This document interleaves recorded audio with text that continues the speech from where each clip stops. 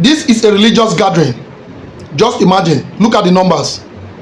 If we come out in thousands like this to choose our leaders during election, do you think it will be easy for any election riggers to rig our election? Do you think it will be easy for them to manipulate figures and rig election? Even if they dare to rig our election, if we come out in numbers like this in protest, do you think any government can resist these numbers? Do you really think so? If these numbers come out on the streets to demand for a good governance or to reject an election that is being rigged, do you think anybody, any government can resist these numbers? Do you know the strength we have in numbers? Why do Nigerians neglect that which directly impacts their life? Why? We directly ignore that which dictates our lives, whether we live good lives or we live miserable lives. This is in the hands of our government. Your government is the only thing that can make you live good life, peaceful life, comfortable life, or whether you will live miserably in abject poverty. It is for your government to decide. You want to have social amenities, you want to have good roads, good hospitals, electricity, everything that works, that make a country function. It is for your government to make possible, and this is for you to go to the ballot to choose that leader that can make this happen.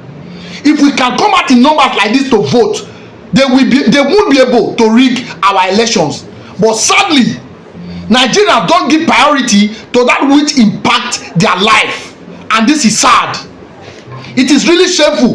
But when it comes to a religious gathering, you will see people like this in their thousands, even in their millions. Tell me, how does religion impact the life of an average person? Can anybody just tell me, how does religion impact your life?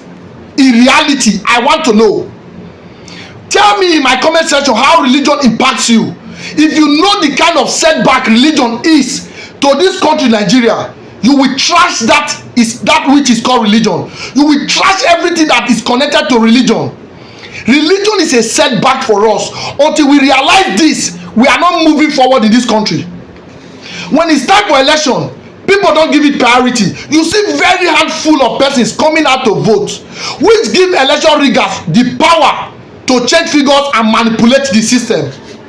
If we come out like this in thousands, who will dare rig our election? If these numbers come out in the street to protest, those in power will run away. That is when you will truly know that there is power in unity, there is power in numbers. But when you give priority to religion, a venture that contributes nothing to the life of an average person, then we will continue to be wasting our time. Let me tell you, bad governance, your religious leaders benefit from bad governance. Don't you know?